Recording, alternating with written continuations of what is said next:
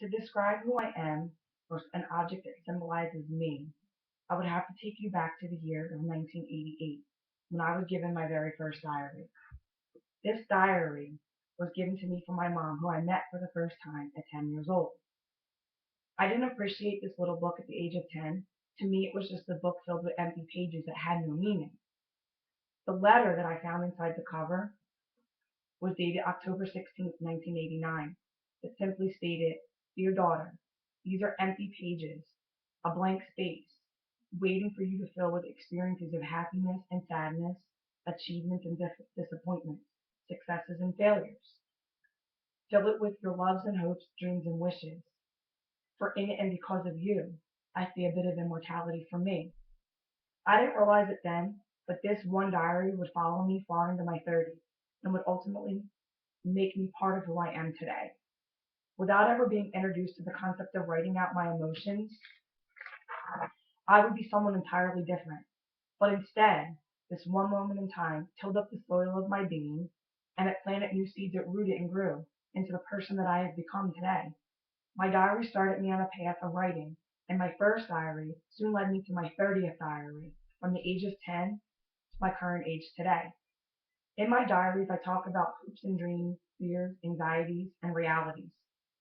They followed me through elementary school, straight through college, always providing me with an outlet that I needed, ranging from my first kiss, my first heartbreak, getting married, having my daughter, my first job, and at 30, when I decided to go back to school and start over and to develop my career of teaching. This diary that I was first introduced to symbolizes many aspects and stages of my life, of who I was, who I am, and who I hope to become. This book has followed me through elementary school and holds my deepest emotions, my deepest dreams, fears, wishes, and even childhood fantasies. And that part symbolizes the past of who I was. This current diary symbolizes and represents who I am today: a mother, a wife, a student, an aspiring teacher, and a martial artist. In this particular diary, I write about my trials and errors as a mother, having my daughter at the age of 17, no help, and my fears of being responsible for a new life.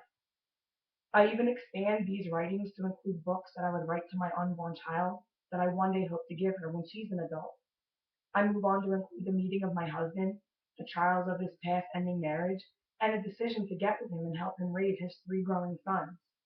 I confide in my writings all my decisions to change my job profession, and at the age of 30 to go back to school and to start all the way over from the bottom. My successes of becoming a childhood teacher, and my hope as to where I want to expand.